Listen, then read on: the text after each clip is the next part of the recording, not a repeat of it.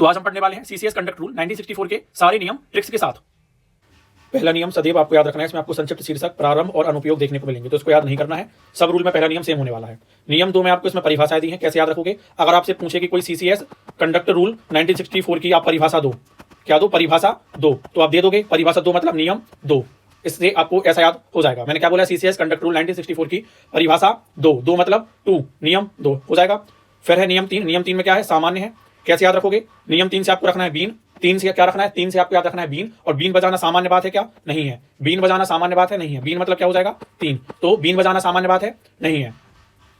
फिर आपको नियम 3 में sub clause A B C करके दिए हुए हैं, तो इसको मैं कहानी बता रहा हूं, आपको याद रखना है। कहानी है कि अगर आप में शिष्टाचार होगा तो आप क्या करोगे, सरकारी नीतियों का पालन करोगे।